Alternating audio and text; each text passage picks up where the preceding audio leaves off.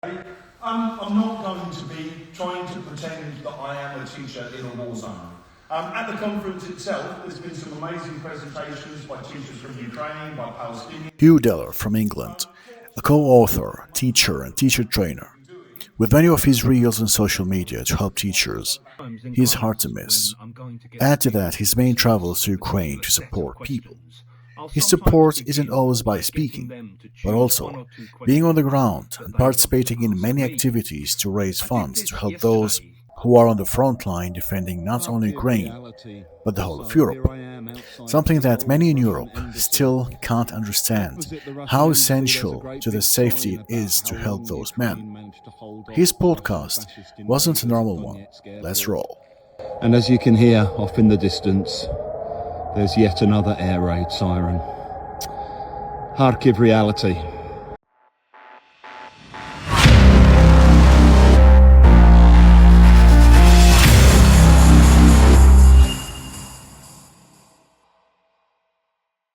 Hello and welcome to another Meltup podcast. With me today, a teacher and a teacher trainer for over 3 decades, Hugh Dellar, who has co-authored over 20 books. He's also an Instagram personality. And yeah, I do watch some of his reels. Recommend you to do it. Hi, Hugh. Nice to have Hey, you hello. today. Hey, Ellie. Thank you for inviting me. So the first question, what's your problem with James Bond? You are a fan of Jackson Lamb. So, slow horses. I like James Bond. Don't get me wrong. I mean, I grew up watching the James Bond movies, like most English kids of my generation. Um, I think looking at James Bond now, I think they've done a good job at kind of reinventing James Bond and making him a bit more relevant to the modern age and kind of removing some of that kind of, I guess, what would now be seen as toxic masculinity, the womanizing and all of that kind of thing. What I loved about Slow Horses was there's a whole different tradition of English spy movies. So you go right back to things like Tinker Tailor Soldier Spy from the 70s, which are much more to do with this kind of dark, dingy, slightly depressing, slightly underfunded kind of world of espionage. And what I loved about Slow Horses was, I mean, the anti-heroes are kind of the heroes, really. That they're very efficient, even though they're supposed to be the mess ups. And I love this character Jackson Lamb because I love Gary Oldman. He's a London boy, and he kind of he oozes Londonness for me. And in that series, he's got to the stage of his life where he just says what the hell he wants, and he doesn't care what people think of him. And he's very entertaining. So it's not that I'm anti James Bond per se. It's just that I don't think James Bond really reflects the world of intelligence gathering and intelligence operations. And I have a friend who actually works for MI6, and I know from talking to him, a lot of the work that those guys really do is much less glamorous than the world of James Bond. That's it. Actually, I wanted to get more information about you, but I thought, okay, I think that one you're well known, and that point really grabbed my attention. So I wanted to start with it. Yeah. Yeah, it's a good question to start with. I wasn't expecting that one. Well, it just, when I was learning more about you, I saw that reel on Instagram. I said, okay, Yeah, maybe that's a good icebreaker. Just good place to just start. yeah. Okay, so don't be surprised when I ask you this question. But I'm sure many teachers, many people don't know the term lexical approach. So, Yeah. and I know that from my experience because I applied to many job positions and during the interview, people would ask me, how many tenses are in English? Uh, how many conditionals are in English? And so such kind of questions. And when I would say, is this really a question? Say, don't be surprised, but we have job interviews with many teachers and they don't know what it means. Also, they Wow. don't know how many tenses there are in English. They teach them, but they don't count them. So, How would you define this term, lexical approach? So I guess for me, I first encountered the whole idea of the lexical approach back in 1995 because I was doing my Delta that year, and Michael Lewis's book, The Lexical Approach, came out, I think, in late 1993. And by 1995, it had been added to the Delta reading list. So I read it as part of the reading list, and it had a kind of massive impact on me. And for me, I think, part of the problem is when you're talking about an approach, it means different things to different people. And I've met lots of people who will tell me, like, oh, I'm very into the lexical approach. And we get talking about what we actually think it means, and we realize it means different things to different people. For me, it's basically an approach to language. It's a way of thinking about language and looking at language that doesn't see language as separable into grammatical structures on the one hand and single words on the other hand. It sees language much more as being often quite fixed, lots of chunks of language as being quite fixed, collocations being quite fixed, whole sentences being quite fixed, idiomatic and metaphorical phrases being quite fixed. And the way that language is fixed is different in different kinds of language.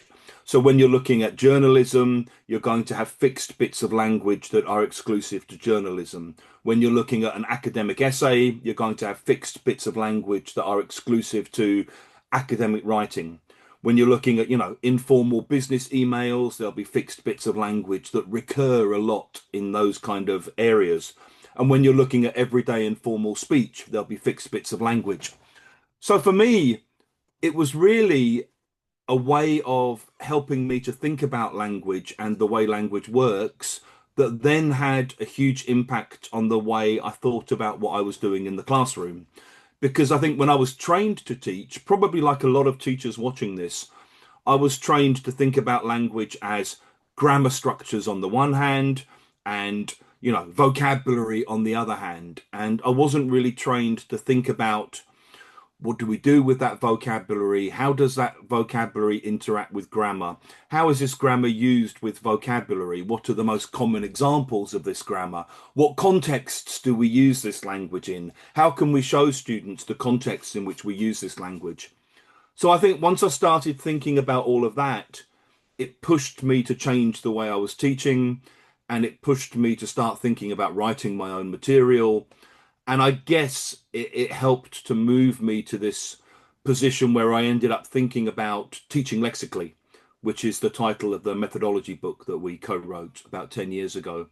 So I guess it's an approach to language, but one which has profound implications for classroom practice. And that's how you started having the reels on Instagram, maybe just trying to help the teachers. Yeah, yeah, and also, I mean, with the reels on Instagram, it was partly from working with a lot of high level learners, a lot of whom are teachers themselves. And when I'm working with them and I'm teaching them, a lot of what I'm doing is hearing them say things and think, yeah, yeah, I know what you mean, but here's a more normal or a more natural way of saying that, and feeding things in. And I think for a lot of teachers, they get very good at English. Yeah, like C1, C2 level is fairly common for, especially in Europe, a lot of teachers these days. But there's always more to learn. And so it's helping teachers to be aware of, the way in which common phrases work. And it's interesting, sometimes just even simple things some people don't know how to say. So just little things like, how much do you weigh? Okay. People will often say, or even like, what do you do? People will often say things like, what's your occupation? Or, how much is your weight? Or what is your weight? Or whatever. So I think a lot of the time for people just realizing, like Michael Lewis calls them socially sanctioned sentences, which are basically like just normal ways of saying things. Because I think anyone, when you're learning a foreign language, you start to realize there are lots of different ways you could say something, but probably there's one way that most people say things, and unless somebody tells you, yeah, yeah, I know what you mean. We usually say it like this. You don't always have access to that. So I think it's also one of the ideas that was planted in my brain from reading that book was teaching the probable, not just the possible.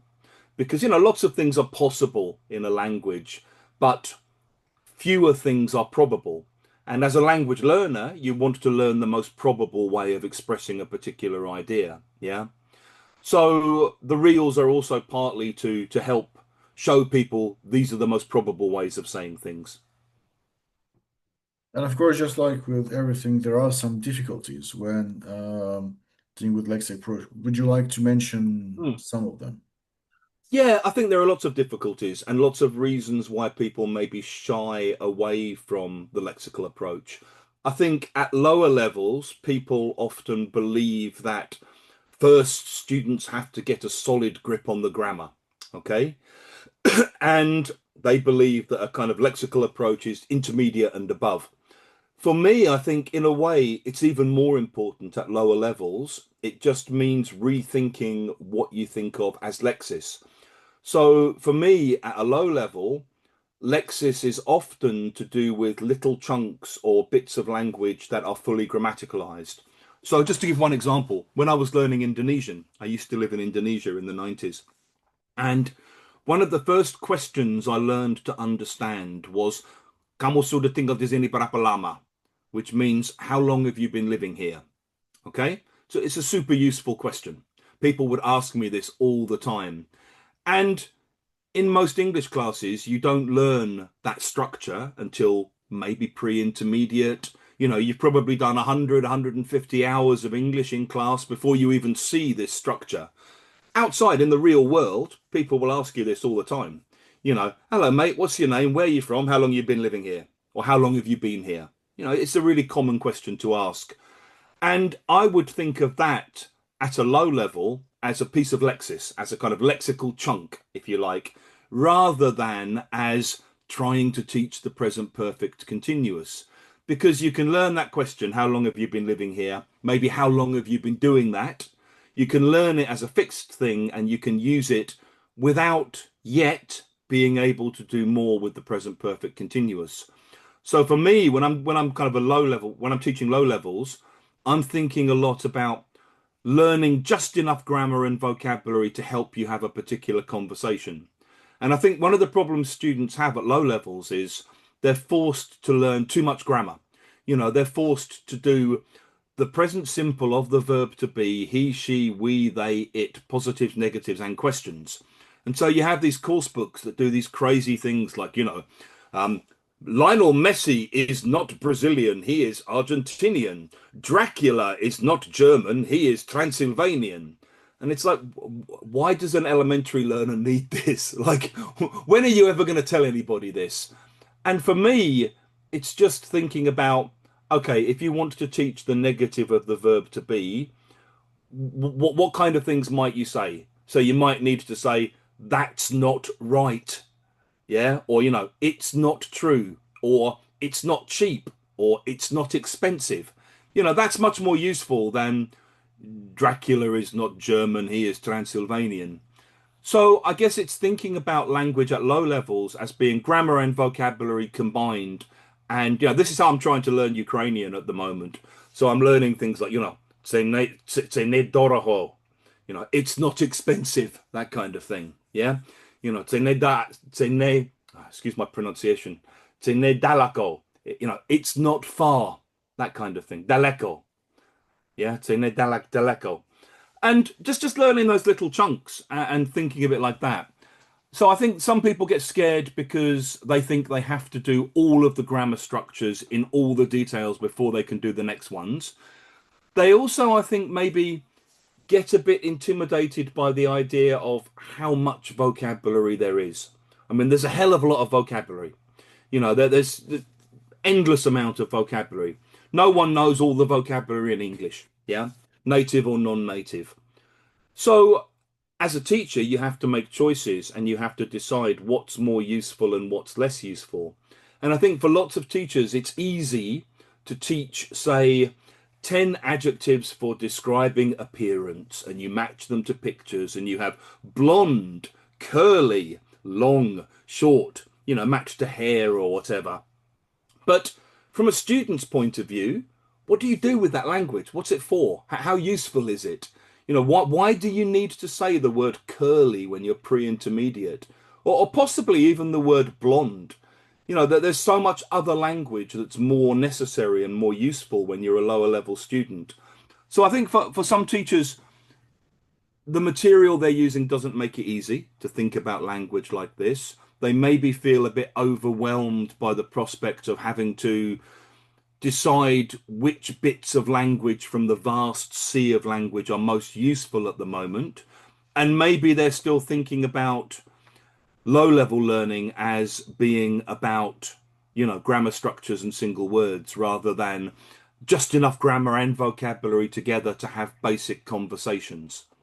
So I think all of those are problems. And I think teachers also worry that, students don't remember everything they've taught. When they get to high levels, they're worried that a lot of the language students are learning doesn't become active, just because it's probably never going to become active because it's probably passive vocabulary for reading or for listening to lectures or whatever. So I think there are all of those kind of issues. And I think there's a degree to which grammar gives certain kinds of teachers a degree of power, that they feel like, okay, kids, you may know new English from TikTok, but do you know what the subjunctive is? And knowing this stuff kind of makes them feel in control or makes them feel powerful in some way. The reality is we're all going to teach kids who know some language we don't know because they're watching TikTok more than us. And what? So sometimes that's interesting. Sometimes you listen to your kids speaking and you kind of go, oh, I've not heard that before. Is that a thing now? Okay. And as a teacher, you learn. But I think, you should never underestimate some teachers' desire to use grammar as a kind of weapon and a kind of a method of control and power in the classroom, which I don't think is useful, but I understand where it comes from. And some teachers are reluctant to let that go. And that's what if that makes you feel better, what you told me about how bad your Ukrainian pronunciation is. So let me help you. I lived in Ukraine for 8 years, Oi. and yeah. Uh, And how would you say it's not expensive? well, my next sentence would answer your question. I only speak some Ukrainian words. Okay. I'm a Russian phrase because you lived in Odessa and people spoke In Russian. Odessa. Yeah. Yeah. Yeah. And in Germany, I've forgotten almost 80% Do you of feel like the German is kind of of the pushing the Russian. Ukrainian out? Actually, both the German and Russian are escaping from my head. So I stopped learning German. But if that makes you feel better, your pronunciation, know how bad it is compared to my I'm Ukrainian. trying. I'm trying. You are fluent compared to my to my knowledge to my Ukrainian language knowledge. Okay, I'd like to move to your series outcomes, Yeah. which is popular among teachers. Uh, what do you think contributed to its success? So I think when we first started writing, we did a series called Innovations, and Innovations was very, very focused on everyday spoken language. And it was a kind of cult success where it didn't sell huge numbers of copies, but a lot of the people who bought it were they had their life changed by it. They were like, I've never seen material like this before. This is exactly what I've been looking for. But the problem is there were only 2 or 3 thousand of these people. So what we tried to do with Outcomes was to make something which allowed more mainstream teachers to feel comfortable. So when they're looking through it, they still see it has a traditional what looks like a traditional grammar syllabus. You know, they'll still see, oh, the present perfect is there and the past simple's there and they do third conditionals here. But we also tried to combine that with a strong focus on outcomes. And this was really influenced by the Common European Framework, because when we read the Common European Framework, which applies to not only English, but, you know, all language teaching across Europe, what was really interesting for me was it didn't define level in terms of knowledge of grammar structures. It defined level in terms of what you were able to do with the language. So it would say things like at B1, you can talk about your travel experiences, for example. Okay. And so you then start thinking, well, do most course books do this? Not really. What lots of course books do is, have you ever been to? Yes, I have. No, I haven't. I went there last year. Okay. They use it as an excuse to teach present perfect simple and past simple, which is fine. That's obviously part of what you're doing when you're talking about your travel experiences, but you're doing so much more. You know, you have to think about, well, what is it you're saying about your travel experiences? What else do you need? So you need things like, what was it like? What was the food like? What was the weather like? What were the people like? You need all that little extra bit of the conversation. You might need things like, who did you go with? How long were you there for? Um, you might need things like, wow, that sounds amazing. Oh, that sounds terrible. You might need little responses like that. You might also need things like, you know, have you ever been to blah, blah, blah? No, never, but I'd love to. No, never. It doesn't really appeal to me. You know, no, never, but a friend of mine has, and she said it was great. So it's thinking more about not just what grammar can we teach here, but what does a conversation at this level that helps you achieve this communicative outcome look like? So I think what we did was we managed to think seriously about the Common European Framework can-do statements and think about, okay, if that's where we want to get to, if that's the destination, how do we work back from there? How do we show students this is what these conversations look like? This is the grammar that you might hear being used here that's new for you. This is some vocabulary that you might need when you're having this conversation. Now listen to a couple of conversations. Now you try and have a similar conversation yourself. And I think that was quite unusual. I don't think anyone had really done that before in the way that we did it, which I think is part of the appeal. And I think the name was lucky because Common European Framework is all about communicative outcomes. And we wrote a book called Outcomes. So in a way, it was clever branding and a clever name as well. I'd like to think also on top of that, the topics and the way we approach them feel contemporary, feel relevant, they feel personally meaningful. Well, actually, that's my next question about the topics and the level. How do you choose them? So I guess what we do is whatever level we're teaching, we sit down and we think, okay, so we're going to do a unit on food at pre-intermediate. Okay. Well, what are the most common conversations that you might need to have as a pre-intermediate student about food? Why do you need this? What are you going to talk about? So probably you might talk about restaurants. You might need to deal with restaurants. You need to deal with menus. You need to order things. Maybe you need to ask for things in restaurants. You might need to talk about things you don't eat for different reasons. You know, like I don't eat pork, it's against my religion. I don't eat meat, I'm vegetarian. I can't eat bread, I'm allergic to it. You know, there'll be things like that. So, okay, maybe that's the main conversation page. So then we need a listening and we need a reading because we have double pages based around these. At this level, what kind of things might students read about food? Okay, well, it might be simple kind of stripped down news stories, or it might be bloggers writing reviews of restaurants. Which one's most likely? Okay, let's go with bloggers writing reviews of restaurants.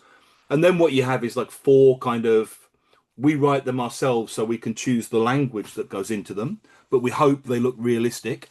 I think everyone's had that experience of kind of looking through reviews to decide where to go and eat. So You know, you have that, and then you have a real world task. Which restaurant would you choose to go to? Why? Now write a review of somewhere that you've been to. Then maybe for the listening, you perhaps have people talking about different experiences of food, you know, and you get them to talk about their own experiences of food. So it might be one person talking about how they learned to cook. Okay. It might be another person talking about, you know, getting food poisoning when they were on holiday. It might be another person talking about eating at their grandmother's house to the point where they felt like they were going to explode, you know, and you try to make sure there are things that different people can relate to. So that sometimes you have a class and you have like a middle-aged Somali woman, a young Japanese woman, and they hear the listening and they both say, oh, that's like eating with my grandmother, you know, because lots of people have that experience of eating with your grandparents where they're pushing food on you. And you then have a little conversation about what kind of food did your grandmother cook for you? What about you in Somalia? And you have that conversation. So I think it's looking for things that are contemporary, things that match what they might speak about or hear or read in the real world, and always using those as ways of helping to have interesting conversations in the classroom. You know, and then within that, there's a lot of recycling of the vocabulary and a lot of recycling of the grammar, you know. So, I mean, I've just been, one of the things I'm doing for my Ukrainian is I'm translating elementary, beginner level outcomes into Ukrainian. And it's really interesting for me doing it because you start to see the same kind of vocabulary recur. So, you know, in unit one, you get not. So you get these little sentences like it's not right, it's not hot, it's not expensive, it's not good. Unit two, you have it's expensive. Okay. So immediately there's this recycling of language. And what we've tried to do a lot is think about how we can revisit language we've already presented again and again and again so that students get these kind of repeated encounters with important vocabulary, as you do in the real world. You know, you hear that the reason frequent words are frequent is because we use them frequently and you hear them a lot. You know, so you need to get to grips with those words early on. Okay, so if we move to the trend today, the Yeah. AI, Uh-huh. everywhere you go, the videos, the photos, some people can recognize it's IIT's IT. It's AI, sorry. I mean, they are related somehow. Um, how do you describe your relationship with the AI today? Do you think it really helps, or it's a help? It's like putting poison in honey. It's sweet, but it's poisonous. Turns us into I lazy like this creatures. Or metaphor, really. I yeah, like the poison in honey metaphor. yeah, Um, exactly. Yeah. so I think AI is very dangerous myself. And I can see the advantages. I can see the honey. I can see the way it's being sold to people. Um, I think there's different kinds of AI, okay? And I think if we're talking about something like predictive AI, where, you know, I know people who are doctors and I know that AI has revolutionized the way they work because they can feed in the results of a blood test and it can predict the likelihood of that person developing cancer far more accurately, say, than doctors on their own could do, or the old-fashioned computer programs could do.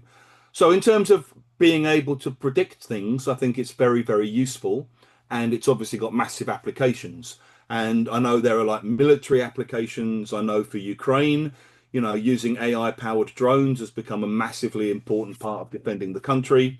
So I'm not completely anti-AI.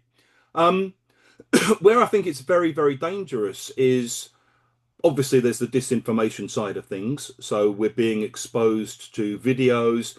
You've got the at the moment the whole scandal around Elon Musk and X and Grok allowing users to put women's faces in and produce pornographic images, or kids' faces into it and produce pornographic images, which are apparently very realistic. So obviously that whole side of it is really, really dangerous, I think.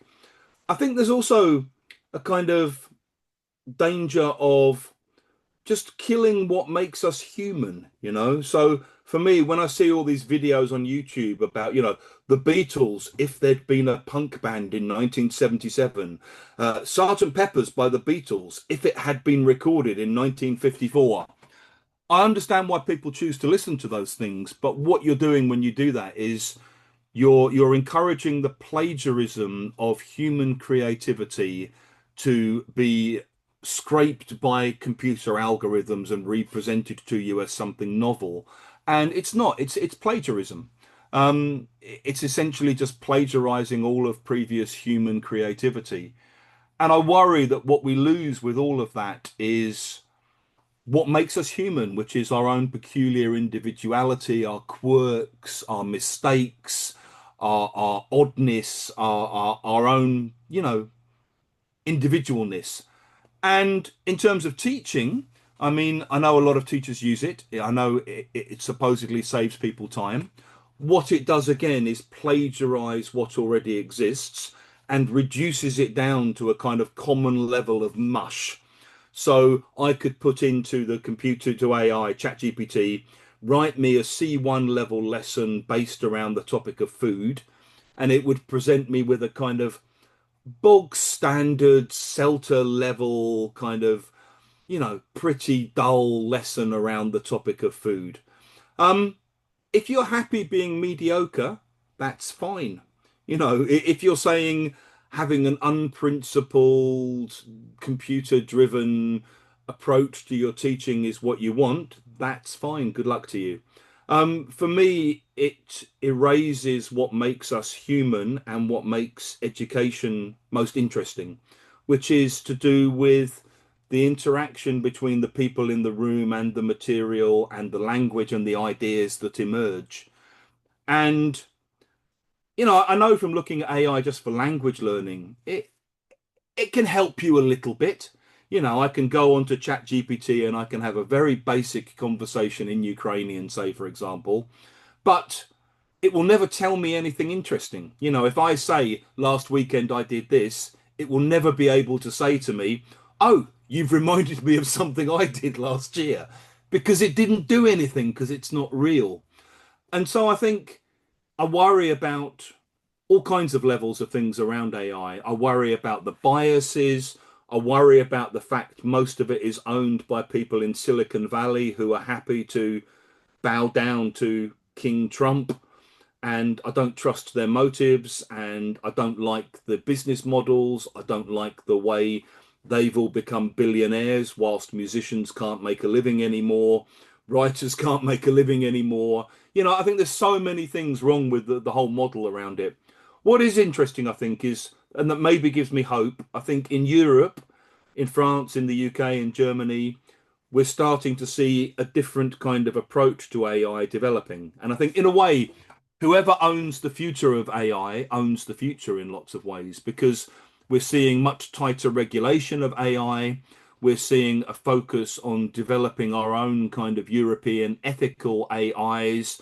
We're taking more seriously the issues of bias, disinformation, sexism, homophobia, Islamophobia, all that kind of stuff, and trying to address how we think about AI in those terms.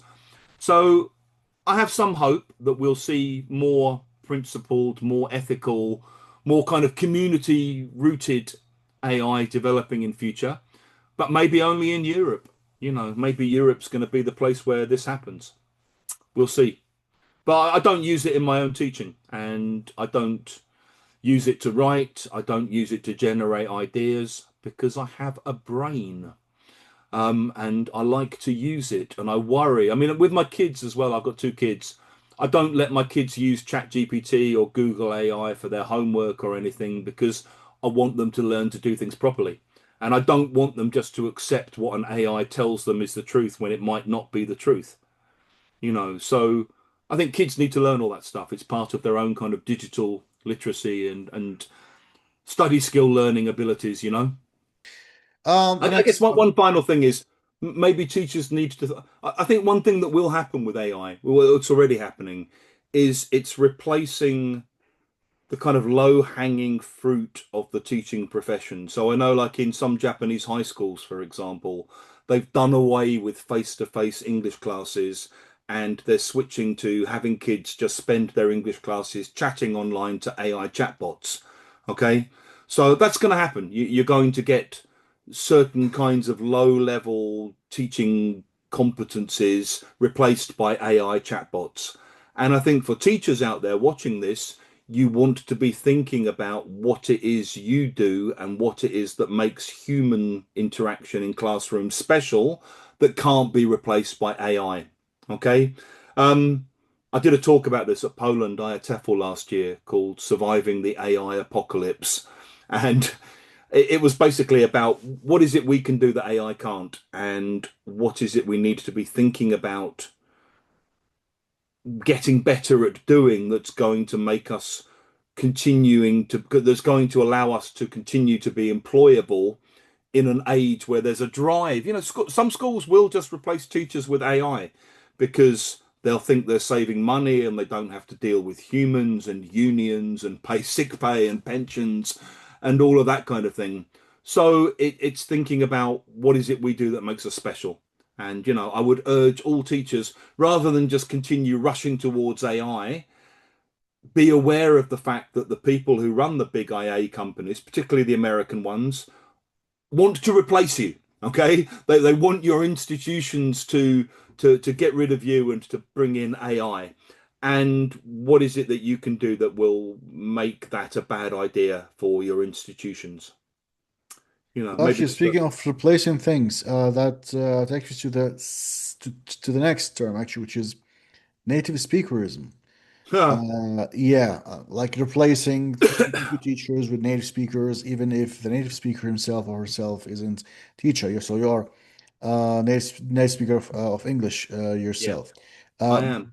yeah, some people say that this native speakerism destroys the future of teachers who have the potential of Yeah. becoming really good teachers. Some others say, no, we do need the native speakers because even if they are not teachers themselves, because they don't differentiate between the two terms. Uh, do you have something to say about that? Oh yes. Um, I'm in the first camp. I think that native speakerism, I mean, it depresses me and shocks me to see how prevalent it still is, and how prevalent this desire to have native speakers in the classroom still is. And I think it creates massive inferiority complexes and insecurities in really, really amazing so-called non-native speaker teachers. I think the whole myth of native speakerism is based on several kind of false premises. I think there's this idea that somehow native speakers automatically possess incredible awareness of language, which is complete nonsense. I mean, when I first started teaching, I come from an English literature background. I did English literature as my degree. But when I started teaching English, I didn't really understand what I was teaching. I didn't understand the way the language worked. I'd never really learned a foreign language properly myself. So, here I was as a teacher telling people how to do something that I'd never done myself. Every single non-native speaker teacher you meet has learned English. Okay. And if you're working particularly with students who share the same first language as you recognize the problems that they're having because you've been through those problems yourself. You'll kind of know, as an Arabic speaker, you're having this problem. Trust me, I know, I've been there. Oh, as a French speaker, yeah, of course you're going to make this mistake. Trust me, I've been there. So you're already a kind of a more realistic role model for your learners. You've had the experience of learning a foreign language that a lot of native speakers don't have. On top of that, I mean, my language awareness and my knowledge of how language works has developed massively over 30 years. Just like every non-native speaker teacher who stays in the classroom, their knowledge develops massively because teaching forces you to think about language. Yeah. And the questions students ask force you to think about language. And if you just take your average native speaker off the street, whatever they are, whether they're an architect or a bus driver or a nurse or whatever, and you ask them the answer to a question, you're going to get 10 radically different answers from 10 different native speakers. You will not get this kind of unique native speaker wisdom I think it's also worth recognizing that everybody has their own English. Okay. We're talking to each other. I know English isn't your first language, but we're talking to each other and we understand each other and we can communicate using English. But just like everybody else, you will have some elements of your English that are unique to you, and I have some elements of my English that are unique to me. You might have some things you know in English that I don't know. I mean, my wife is Indonesian originally, and she's a potter, like a ceramicist, and she knows a whole load of vocabulary in this field that I don't understand. So when I hear her talking to a German friend who's also a ceramicist, they have language in English that they use that I don't know as a native speaker. So, if you're teaching English for ceramicists, who's a better teacher, her or me? I mean, I don't know the language. She knows the language. So we've all got limitations and we've all got our own restrictions. The idea that you have to have a native speaker to know what's correct in an internet age is also just nonsense. I mean, non-native teachers do what native teachers do. If they're good, if you have a question you're not sure of, you go onto the internet, you ask on forums, you go to corpora, you check frequency, you look for examples, you look in good dictionaries, you think about the language yourself, you see how it's used, and you bring that information into the classroom. And I think every good teacher, whatever their first language or second language or third language, if you're a language teacher, this is what you do. I mean, this has never stopped for me. This week I got asked about the difference between repercussion, implication, and consequence. It's a killer question. It's such a difficult question. And what I do now is what every good teacher should do, which is to say, that's a really good question. I'm not sure of the answer. I need time to think about it. Let me go away. Let me look up some examples. Let me see how they work. Let me see what the dictionary is saying, and I'll get back to you. And once you do that, next time you're asked that question, if you're ever asked that question again, you've got a better answer because you've learned through the experience of teaching. And I think it's really, I know from lots and lots of non-native speaker teachers, this kind of self-loathing or this insecurity or this desire to pretend that you're not really Polish or you're not really Ukrainian or whatever, because you feel that somehow people will respect you more if you're a native speaker. When I started out as a young native speaker teacher, I really didn't know what I was doing. I mean, the first 2 or 3 years of teaching, it was chaotic. It was a mess. I was making mistakes all over the place. It took me 6 or 7 years to get to a stage where I felt like, so this is teaching.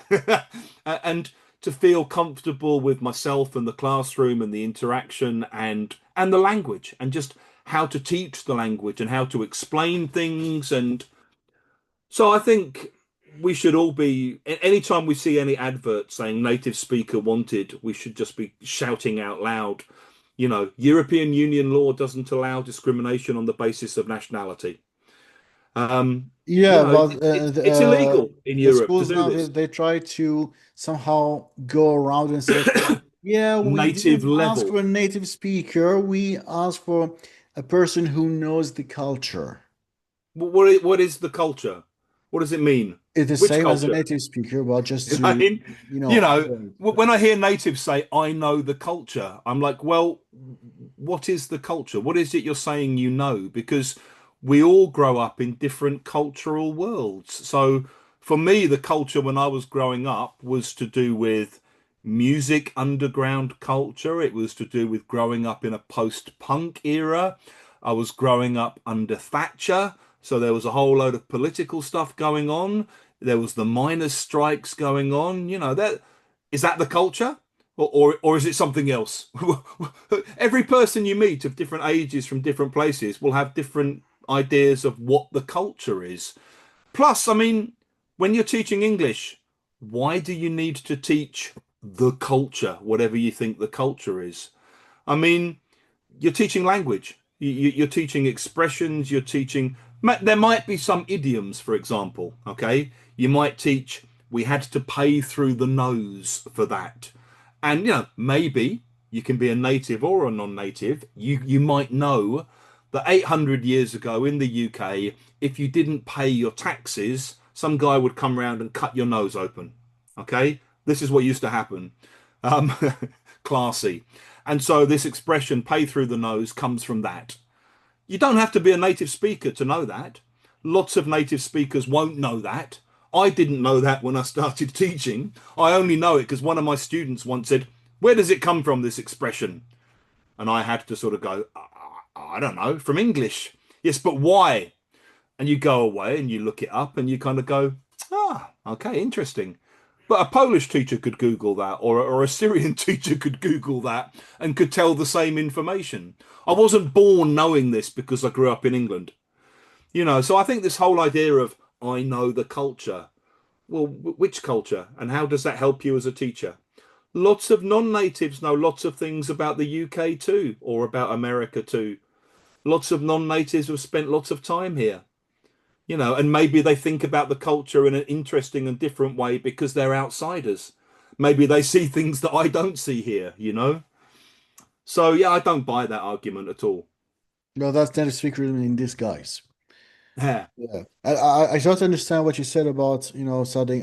You studied English literature in Westminster. No, I did my CELTA at Westminster College. Okay. I studied English literature at Goldsmiths College, part of the University of London Yeah, in my higher South. education is also English literature and language. Okay, That's my higher education. okay. So you know Uh, the culture too.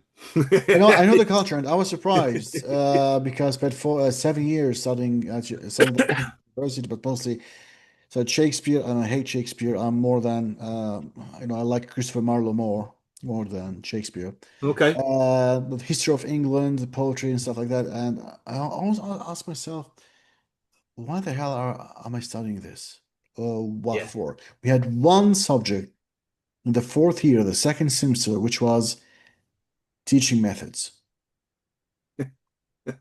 And that was it. Left it late.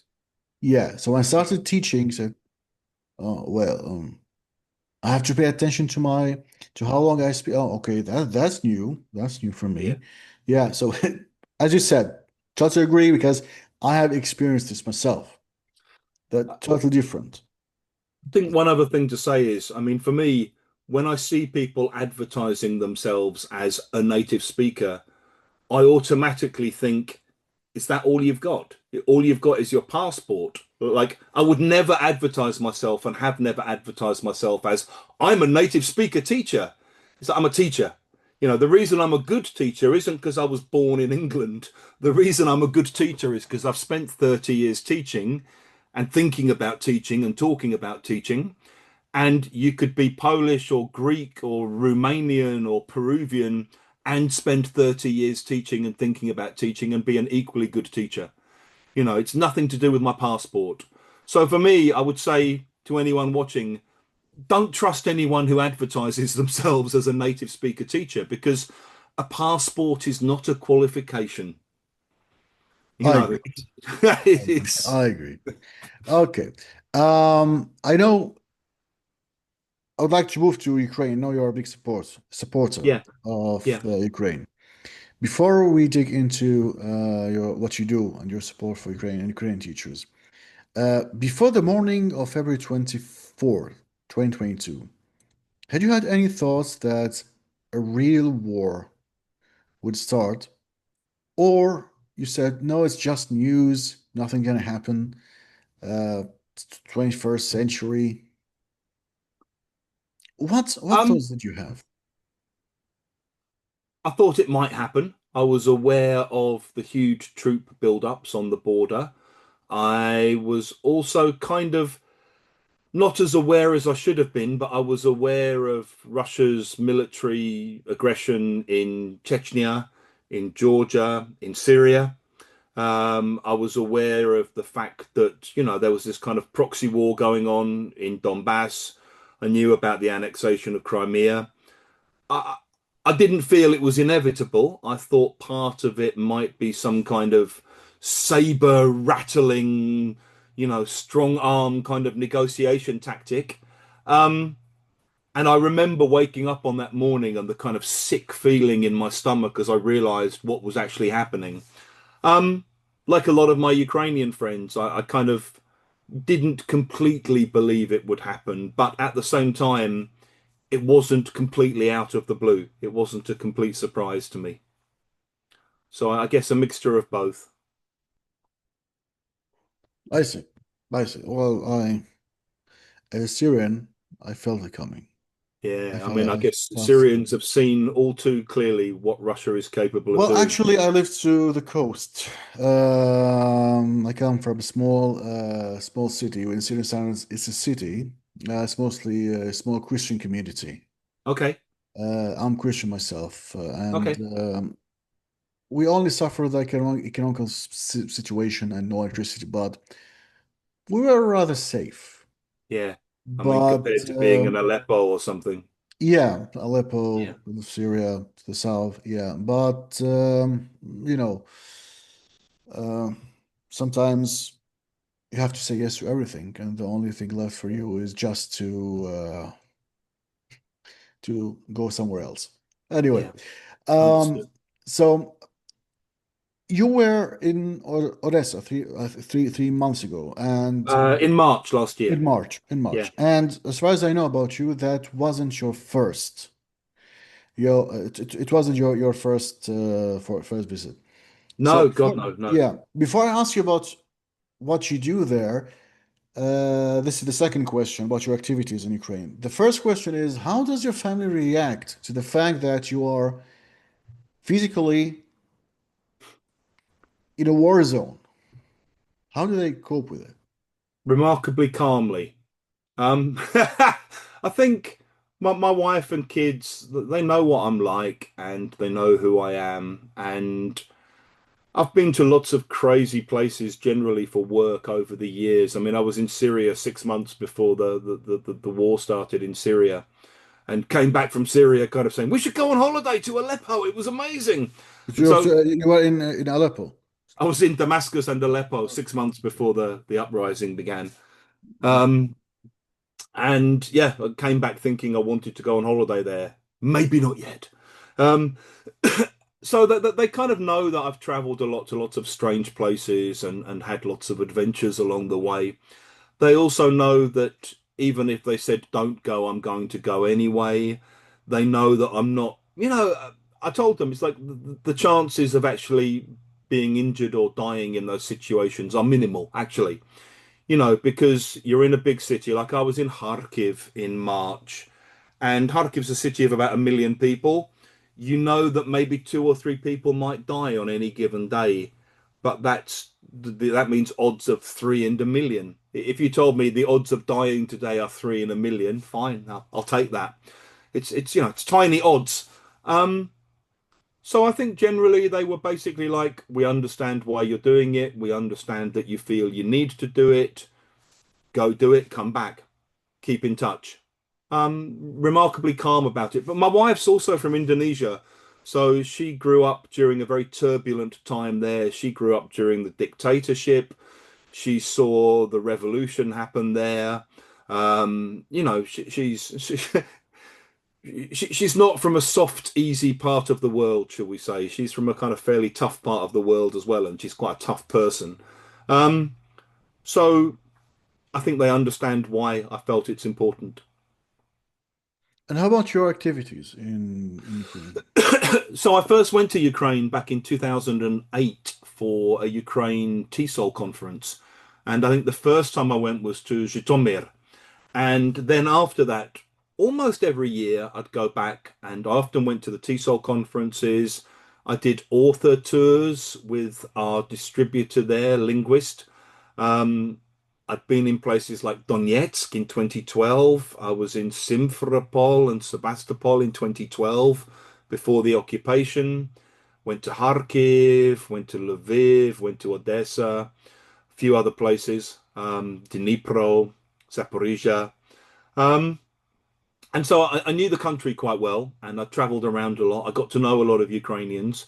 At that time, I was still traveling to Russia quite a lot as well because we used to sell a lot of books there. And I went to Belarus and I went to Kazakhstan and various other, kind of post-Soviet places, if you wanted to call them that. Um, and so when the full scale, all that time I was working, I was doing presentations, I was promoting the books, I was talking at conferences, that kind of thing. Sometimes going to schools and doing some training with their teachers.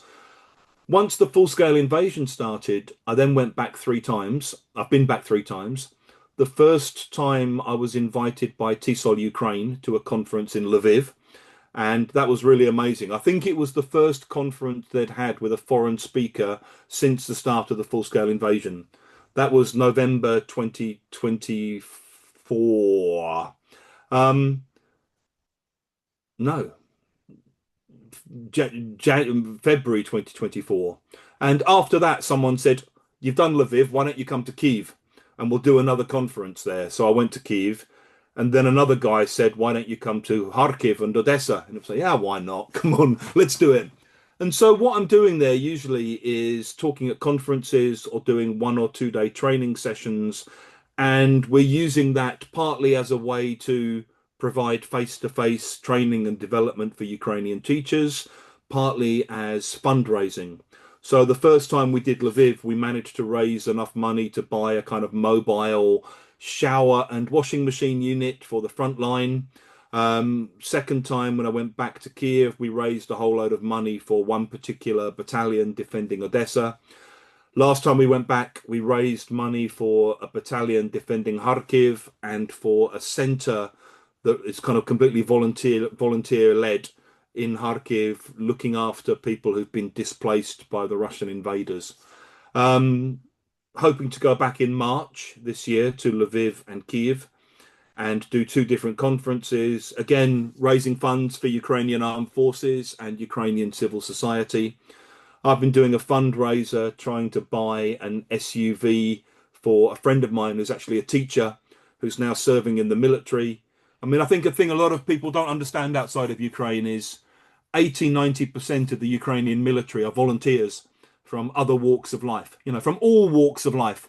So you've got DJs, designers, teachers, architects, bus drivers, office clerks. It's all kinds of different people who volunteer to go and serve. And a teacher friend of mine is in a unit serving near Kharkiv, and we're trying to raise enough money to get an SUV that we can convert that can be used up there.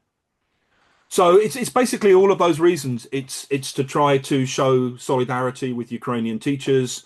It's to maybe encourage other people to feel that, it might be okay for them to go to Lviv. I know last year 3 other teachers, John Hurd, Jeremy Harmer, and Jamie Keddy, went to Kiev for a conference. And I know they all phoned me before and said, "Will I be okay?" It's like, "You'll be fine." Luckily, they were fine. So if it helps other people feel they can go and show support and solidarity, I think that's good. It raises money and it brings teachers together and it provides kind of much needed face-to-face communication, which I know lots of people really miss. Well, I was actually looking for a podcast with some ladies from TESOL Ukraine. We met them Okay. a couple of months ago. Ah, Yeah. Um, how do you see Ukraine after the war? I'm not saying when do you expect it to end, because actually no one knows. And when we asked the ladies from TESOL, they said something, which me as a Syrian, I totally understand because I've been in this situation before. They said everyone on the table were insisting on one question: when do you think the war would finish? yeah, And the lady said, we no longer ask ourselves this question yeah, because no one knows. We yeah, just live day by day. Say that this is our lifestyle. That's how we're going to live yeah. this life. So my question to you not is not when do you expect the war to finish? My question to you is how do you see Ukraine Mm, after the war in mm. regarding It's a really good you question, isn't it? choose the terms yourself. Yeah. So one quick thing about wars ending, I think one interesting thing about it is you never know you're going to win until you win. Okay, like the day before you win, you don't know you're going to win the next day. And I think one of the remarkable things about most Ukrainians I know is their desire to keep doing all of the small things that they're doing in the knowledge that they contribute towards a greater thing that will happen at some point in the future. It's obviously not inevitable they'll win, and Europe still needs to do much more. I don't think a lot of people in Europe understand the seriousness of the situation, and I don't think they understand what happens if Russia wins. I don't think they understand the implications for the whole of Europe of what would happen in that situation. I still feel very strongly Ukraine will win. I know enough Ukrainians to know how incredibly resilient and determined they are. And I know enough about Russia to know that Russia is much more fragile than it wants people to think it is. And, like all dictatorships, they maintain a grip by fear. And when they fall quickly, as we saw with Assad. I mean, if someone had A told you week. 3 months before, Well, a week, yeah, it yeah. was crazy. It was dunk, dunk, dunk, dunk, dunk. All the dominoes went down at once. Crazy. Um, so I think after the war, Ukraine will be in an interesting place because it will finally have achieved. I think it'll be part of the European Union. I think it'll be a really important part of the European Union. I think there's a very strong civil society inside Ukraine. So, I mean, you saw last year when the government tried to remove the independence of the anti-corruption department, even during the war, with missiles coming down, people are out on the streets protesting, people demonstrate. Ukrainians have this very strong tradition of if we don't like our leaders, we get out on the streets and we tell them. Um, I think there will be elections, they'll choose a new government. I think you will see more people from the military, veterans probably serving in politics. I think as they move towards Europe and the European Union, this will have a positive impact on corruption, on transparency, on all those kinds of things. The further you get from the Russian world, the less corruption there will be. And the further you get from that kind of system of oligarchs and corruption and bribery, the less corruption there will be. I think a lot of people will return. I think there'll be a lot of investment. I think there's already there'll be a very strong defense industry, defense tech. There will be a very strong tech industry generally. I mean, even before the full-scale invasion, Ukraine was a real kind of tech hub. Um, and I think that Ukraine and Poland combined have the possibility to be possibly the new kind of, I don't know, moral and economic center of Europe in 30, 40 years' time, in a way that, the old center of France and Germany, I think, will be slowly overtaken by Poland and Ukraine. Um, it's obviously not going to be easy. I think English will be very important. I think the level of English in Ukraine has changed dramatically. You meet younger Ukrainians under 30, their English is amazing. Almost always they speak English. You'll have a lot of Ukrainians who have experience of living abroad, who are bilingual, trilingual. Um, you'll have all of that going on. And I feel optimistic for Ukraine. It's an incredibly beautiful country. I think people will want to go there to visit as tourists. Um, people will be inspired by what they've seen from Ukrainians. So I feel hopeful. I mean, I'm looking to spend more of my next 10 years in Ukraine and working with Ukrainians and contributing to the country because I'm very aware of what they've allowed Europe to do by defending us from the Russians. Well, I'll be among the first to go back. Hey, Just one more question before we move to the last question. yep, You have been to Syria, you have been to Ukraine. yeah. What will you choose? Syrian kitchen or Ukrainian kitchen? um, that's a difficult question to ask me, Ellie. So I'm a vegetarian, okay? So So am neither I. cuisine, yeah, neither Yeah. cuisine is massively easy if you're a vegetarian. I'm going to be a diplomat here and say I like both cuisines for different reasons. I really loved the food when I was in Syria, especially Aleppo. I got taken to some really great places to eat, and the food was really, really good. But I also love Ukrainian food, and particularly kind of home cooked Ukrainian food. Um, I would cheat and say of the two, I would go for Georgian food. Um, as a vegetarian, Georgian food is just like, Khachapuri is one of my favorites. oh, come on, it's the best thing. But I really enjoyed the food in both countries. Okay. Diplomatic answer. I don't want to be put in a position Okay, of having to mention one choose. thing you loved in Syria or one dish you loved in Ukraine. Oh God. So I was in Syria a long time ago, 2011, 2012, and I can't remember the names of any dishes, which is a terrible Falafel, answer for you. hummus, I can't falafel, remember. I can't remember the hummus. names of what I was eating. Okay. Ukraine? Um, Things I love in Ukraine. So I've learned to perfect myself a really, really good vegetarian borscht. And if you can get vegetarian borscht, I love it. I mean, I love borscht generally, but it's, you don't always get it, the vegetarian version in Ukraine. Yeah, usually there's a big piece of beef in there. I love vareniki. I love those little kind of flat potato, like, I can't remember what they're called. I know they're called Draniki. draniki. Draniki. Yeah, I know Yeah. that's the Russian name for them. They've got a Ukrainian name as well that I forget. Yeah. Yeah, but like Sometimes the it's flat ones that you eat with yeah, I know them. I the know them. sour cream and oh, love them. Yeah. Yeah, Okay. you're making Okay. me hungry now. Well, you mentioned borscht. So if you ask me between eating borscht and swimming through the Amazon full of crocodiles, I would choose the Amazon. Yeah.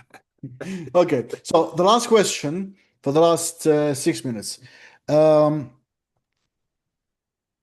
Back to the reels. I have my own channel on Okay. YouTube. I discuss teachers' problems. I don't teach English on my channel, and I'm planning to add more content to it. But sometimes I struggle to find uh, topics.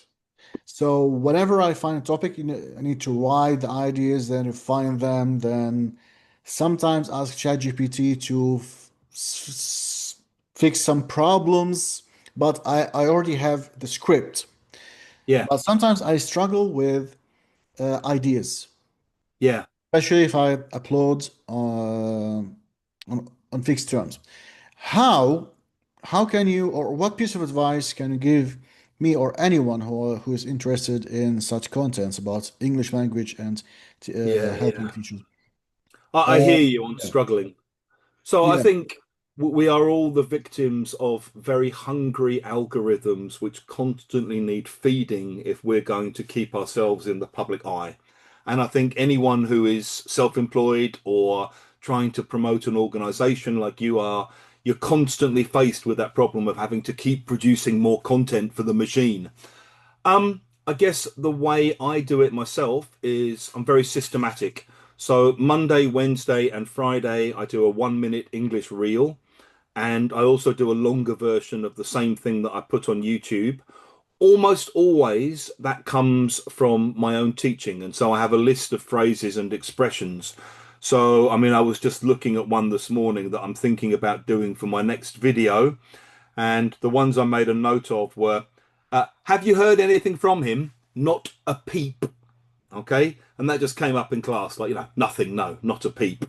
And also, he sounds like a right barrel of laughs, which is always used ironically, like, he sounds terrible, he sounds awful. And so I make notes of these things when I'm teaching, and I think, oh, you didn't know that one? Okay, I'll make a video. So that's my Monday, Wednesday, Friday. Tuesday and Thursday, I always do stories about what's happening in Ukraine. I try to do human interest stories. I find those from all kinds of different sources online that I follow, from Ukrainian journalists I follow, from Ukrainian Telegram channels that I follow. Every Saturday, I do something about London. So this morning, I just had a picture that I took yesterday and the history of the place. Sometimes I do pictures of different walks around London. Sunday I have a day off. Um, every month I do a live with a Ukrainian teacher of English, usually who's in Ukraine, talking about what's going on where they are, how the war's affecting them, how it's affecting their teaching. And that's basically it. So I have this kind of just fixed routine. And I find because I know what I'm doing, like, okay, it's Wednesday, I need a 1 minute English video. And if it's come up in class, there's usually a story connected to it. So I try to have a little story and I have a fixed way of doing them. So I think because I have this fixed way of doing each one, it becomes a routine. And I usually do it like I get up at 6:30, get my kids ready for school, 7 o'clock to 8 o'clock, I just do social media stuff. And for me personally, I feel like I need to have a fixed routine and I need to build it into my day. Um, I think the other thing is it can be very tempting to try to copy what other people are doing or to think, oh, what's the trend on English Instagram this week? My own feeling is you're better off being yourself and being true to yourself and doing things that feel right for you to do because it's easier to do them. It's easier to do them if it's just something that, generally I haven't done grammar videos, for example. Sometimes I have people write to me, can you do a video explaining the difference between the past perfect continuous and simple? So there's millions of those videos already on the internet. You don't need another one. I'm not going to offer you anything new in this situation. So I think just try to do things that feel natural for you and that feel true to you and build it into a routine and just say, okay, every Tuesday and Thursday I'm going to do this. And Maybe you this is follow what the content's the going to be. technique, like follow the lighting, the Oh way God, I you, don't, I'm very yeah, lo-fi. I but don't the know if you've ideas noticed. should be your own ideas. Yeah. And with the actual technology, I mean, I don't do any extra lighting. I usually just do one take. I don't edit it. I mean, Using the cloud, well, the clouds because it's cloudy here. I'm very lo-fi. This is kind of growing up in England after punk. It's just like, just do it, just do it. You don't need it to be fancy or too expensive looking. It just needs to be real, and it needs to have emotion and humanity in it. And if you have that, no one will care if there's a shadow and there's a white spot on my nose or anything. Or in Be a my human, thumbnail. not ChatGPT. Yeah, and I'm not a supermodel and no one's watching my videos because I'm a hot 25-year-old or anything. So I don't have to worry about any of that. It's like just trying to keep it real and keep it true to yourself. Um, and the content will shine through. It's good that the camera shows only the upper part. Of me at least. Okay, so Huda, thank you very much for this nice podcast, this great podcast. The second, I mean, we are at the last minute of the second link, so it rarely happens. So thank you very much Ellie, thank for you so this much for interesting inviting podcast. me. And thank you to everyone out there who's watching this. I hope it's been interesting and helpful for you. Thank you very much. So, Take dear care. viewers, this podcast is going to be on my own channel on Meta Podcasts in two versions, the audio version and the video version. So, I hope you enjoy this podcast and let's see each other next time with another valuable guest. Thank you.